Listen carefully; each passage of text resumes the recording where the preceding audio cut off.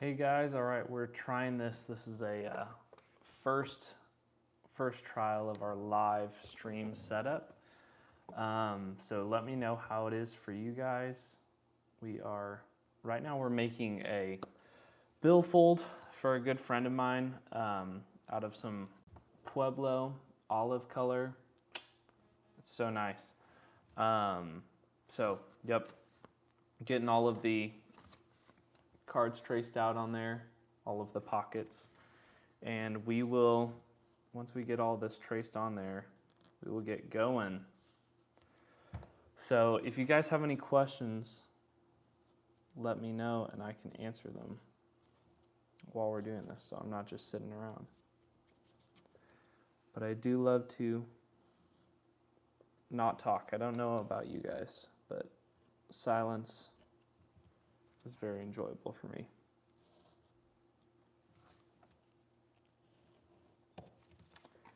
Okay, this is the internal pocket right here. So I've got two, this wallet actually has two internal pockets and then two external, well, still internal, but not like hidden pockets, if that makes sense. Sweet. Okay. Now we are going to use, this is our template for the outside pocket. We're going to trace that on there on this piece, but I am running out of Pueblo really quick, so I need to order some more because you guys like it so much, which is great, and I love that. So these are the two pieces we have. This is internal, external, and trying to basically fill all of this in here, which I think will have enough, but it's going to be pretty tight. I think that should be good. We'll see. We'll try it out. Cool. Okay. All right, let's do it. I'm going to tilt you guys down so you guys can see a little bit better. Let me know if you guys can hear okay.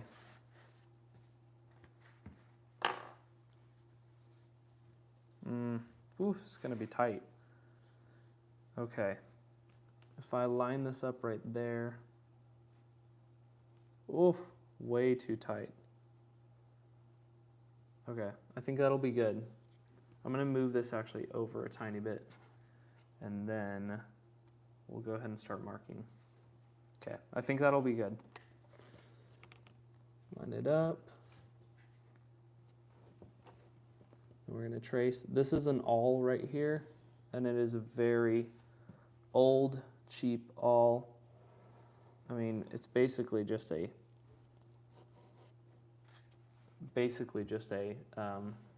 nail, and I really need to get a new one. Not because this one doesn't work, but because I get bored of it. So I just want something nice and fancy, you know? Make nice and fancy wallets, you gotta have nice and fancy tools. Okay, that's the outside pocket done.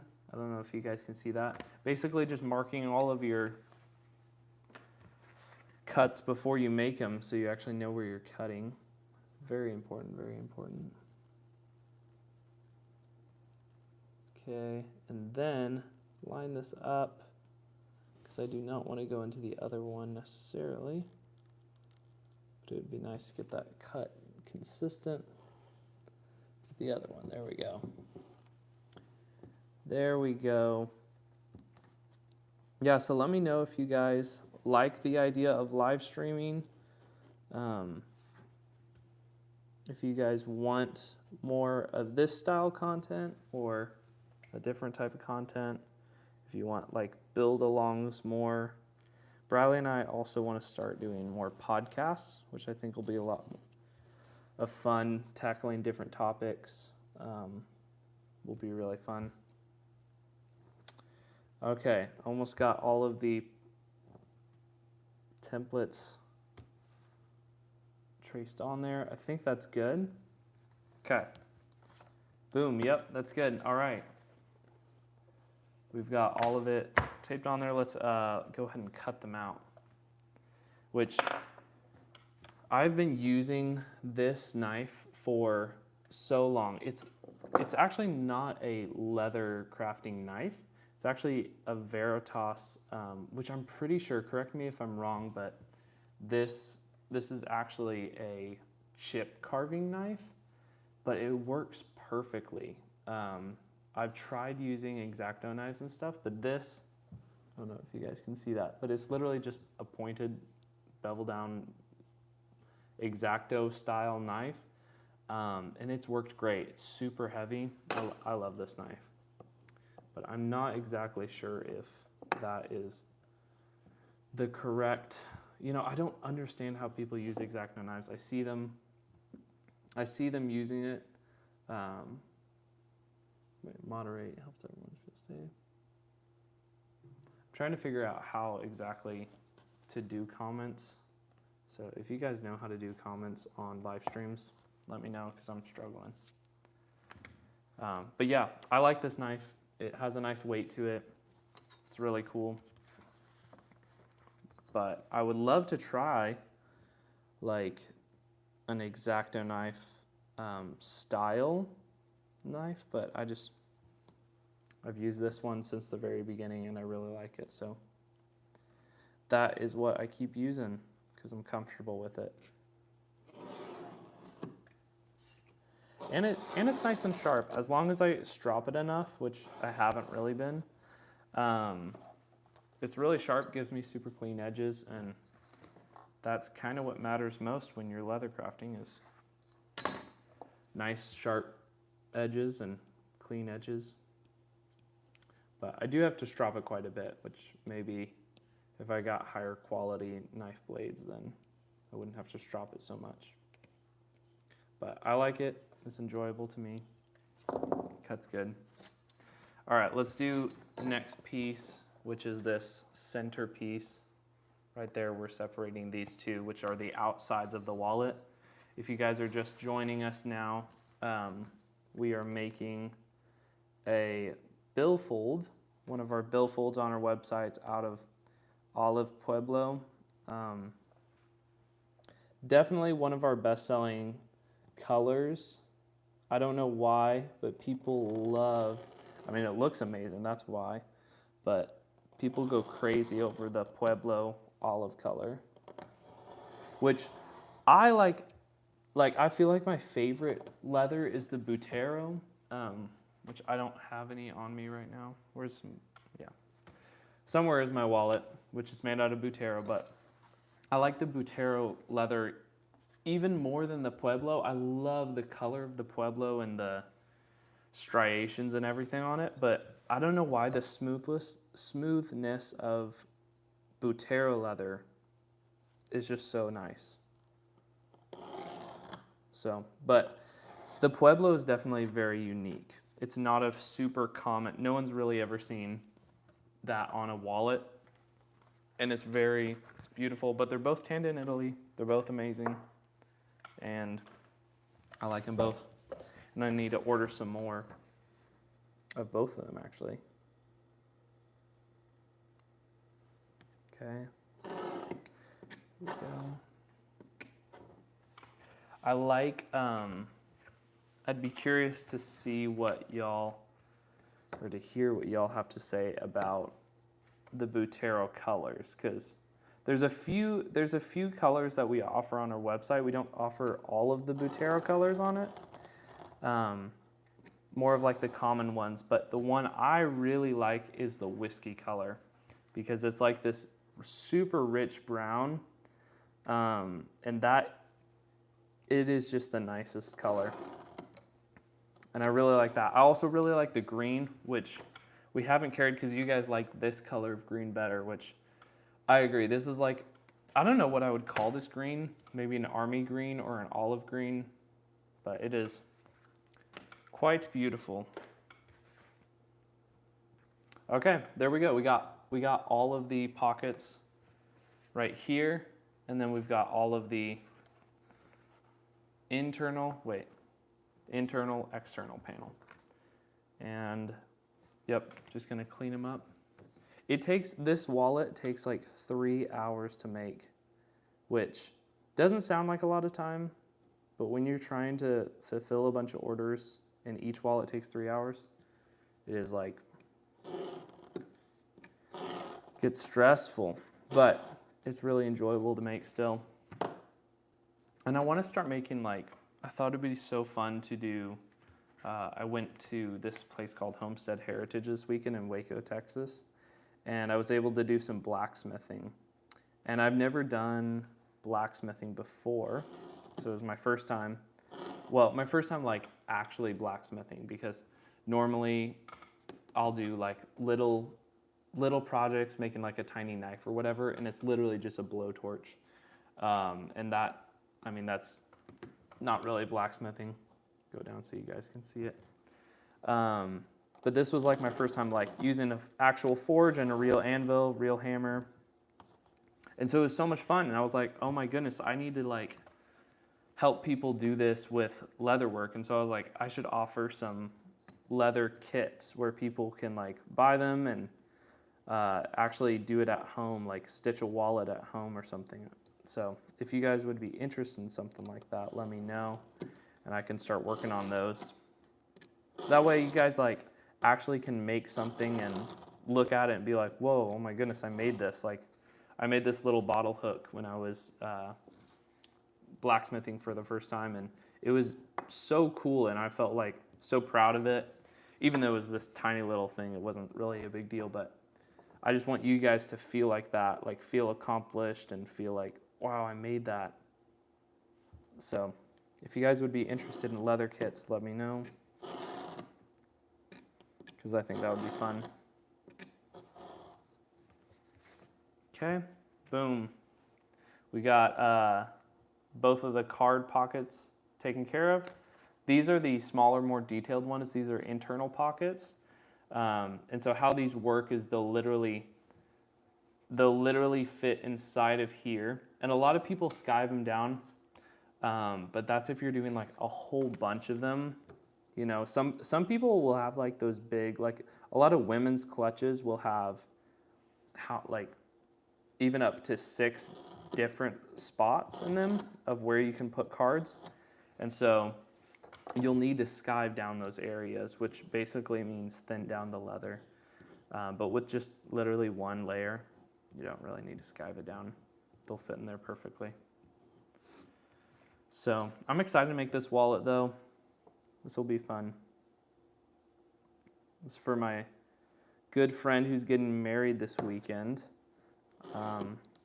He had the first wallet that I really made, like that was actually I was proud of, and I actually gave it to him for his birthday, but he lost it recently, so it's like, all right, I need another wallet, and he picked the Pueblo green Billfold, which is a good choice.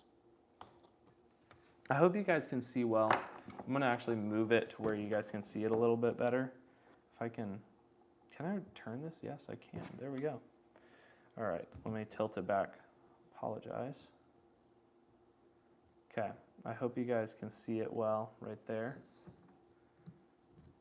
Although it's cutting off a lot of the color, or the light. I bet that was bright. Okay, so we got both of those. We're gonna cut this now.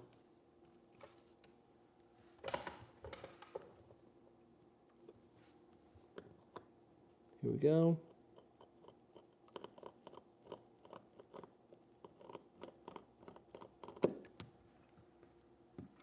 Sharpen it a little more.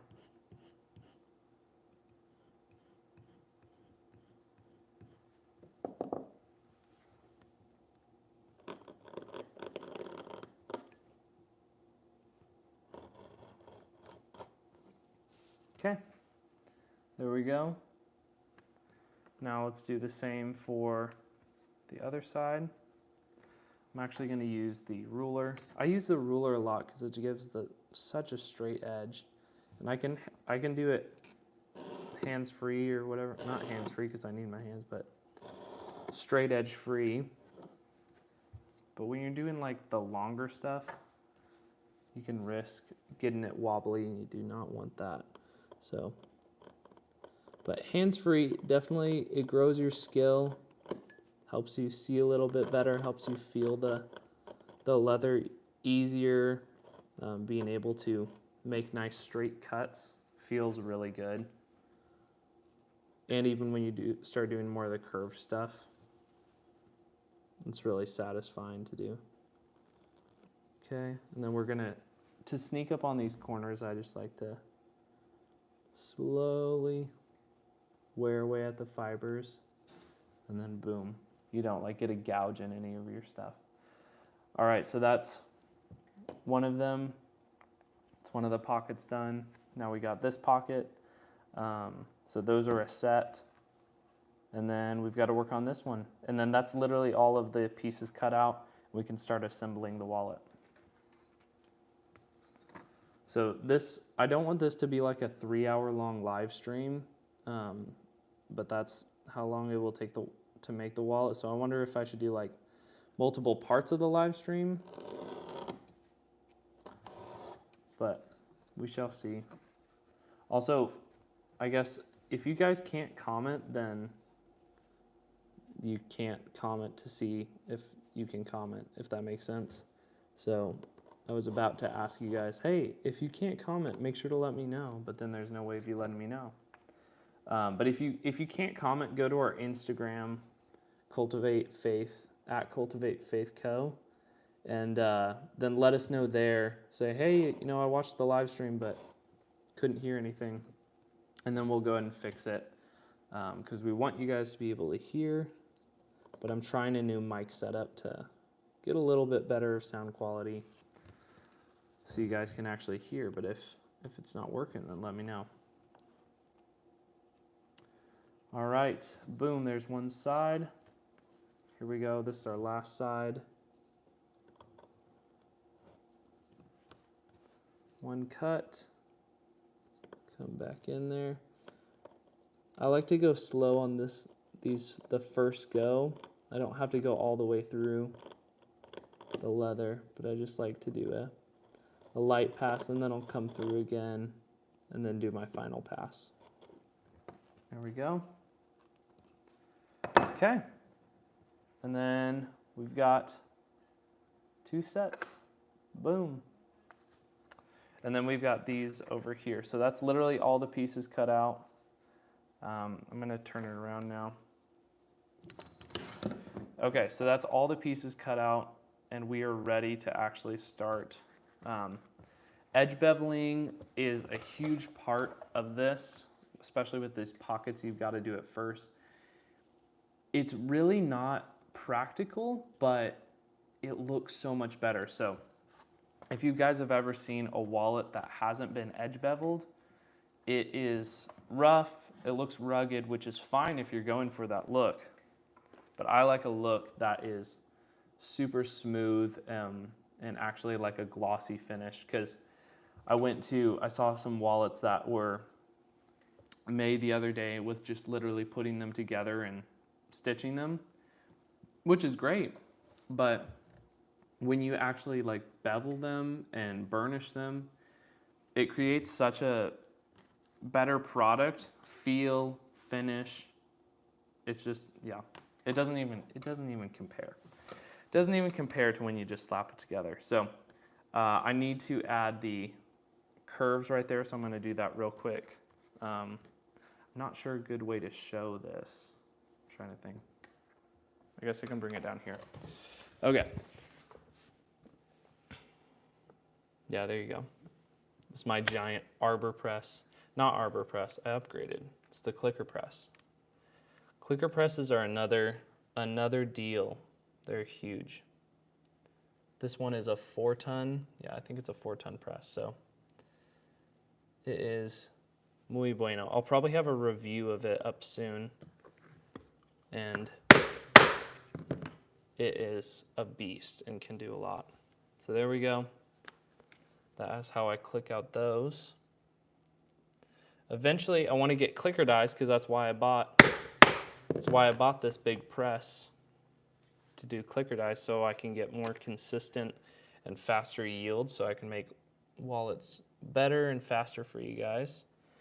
But I'm just waiting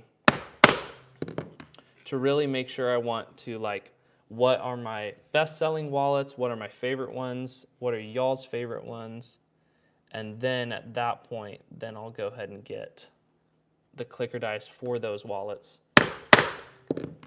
because they are a few hundred a piece. They're expensive. So there we go. All right. And then a few of you guys have asked what I do with all the scraps, because there are a lot of scraps that mostly like this small, but I've been trying to, this is my plan with them for the really small stuff. I've been thinking, okay, maybe I'm going to like make earrings with them, but then I had a great idea. I was like, okay, what if I put them all in a little bag and then use them as like car air fresheners? And so that's my idea. I think that will work good. I'm still like processing it, but I think it'll be good. This is the edge beveler right here. And it is very, this is a good one. I think it's a Odwin, I don't know what it's called, but I really like this edge beveler. It is very sharp. I am just dropping it before we go ahead and bevel our card pockets. Again, this is the olive Pueblo color. It is so nice. So we're gonna be edge beveling these. I'm gonna tilt it down so you guys can see. Hopefully you guys can see that. And we just want to take off a tiny bit of the edge. This is just so it doesn't mushroom out. There we go.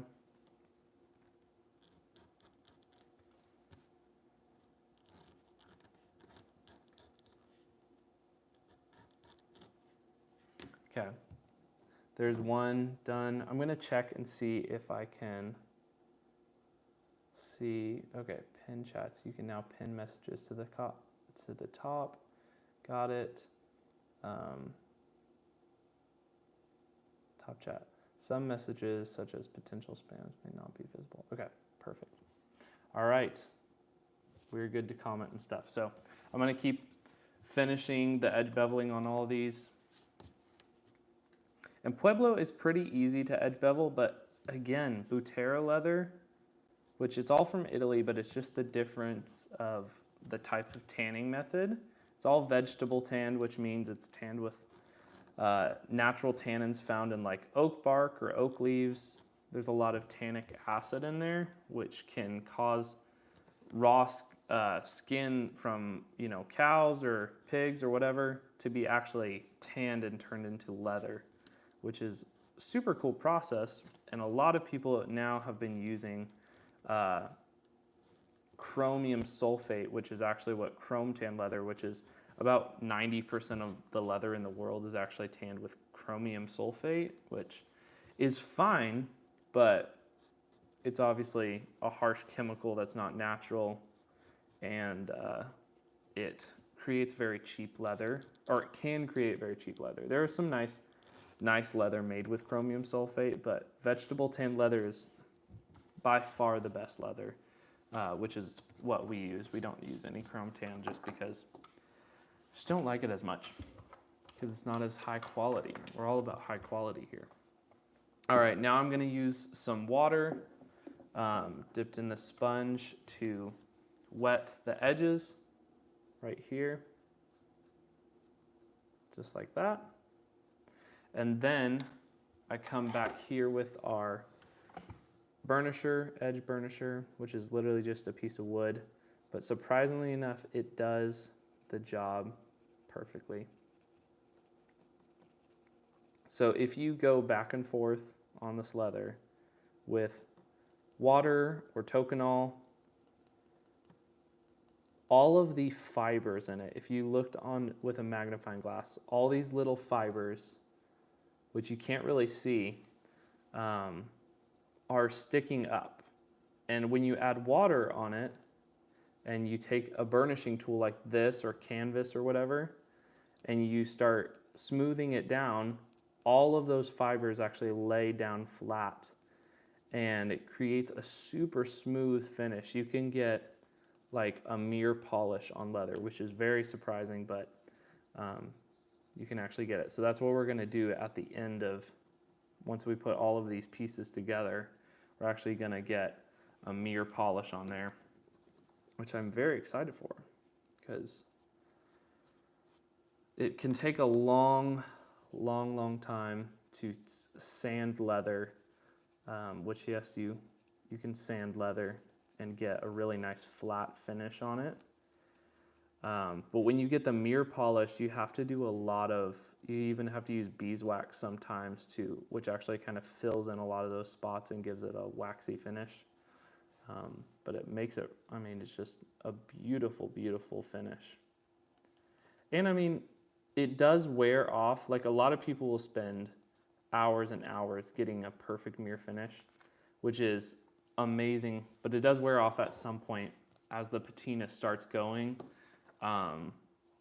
in some aspects, like if you use the beeswax, because it's like a coating, but it'll wear off. And then what's crazy is that as you use the wallet, even if you didn't put a bunch of work into getting a nice edge on there with burnishing it, the patina actually causes a lot of burnishing, just natural burnishing to the leather, which is really cool. So if you have a wallet that you like, and you carry it around a long time, it'll darken, it'll shine just from you using it, just from the oils in your hands, just from putting it in your back pocket, in your front pocket, which you probably shouldn't put it in your front or back pocket because it'll cause back problems. You don't want that. They've done a whole lot of research on that more recently because everyone's going to the chiropractor for back problems, but it's just because they're putting giant wallets in their back pocket, which I understand. More and more I get older, the more and more I carry a bunch of cards around. And I don't know why, but it's just insurance and all the gift cards and random receipts and stuff. I just feel like I'm collecting a whole bunch of stuff. All right. Anyways, enough rambling on. We got all of those burnished on the tops. Boom. We need to get one stamped, which is not this side, but this side. So we'll do Cultivate Faith Co. stamp right on there. And then we glue. For now, I think I'll go ahead and pause the live stream, and we can, because we've been almost live streaming for about 30 minutes. We can do this another time though. Let me know if you guys would be interested in doing this. It's been really fun for me, so we're going to finish up this wallet another time. Maybe I'll do another live stream in a little bit, but yeah, let me know if you guys liked this stuff. Really appreciate you guys, and thank you for following along with us on this journey. Yeah, we just love you guys. Thank you for all the support. So bless you guys. Have an amazing day.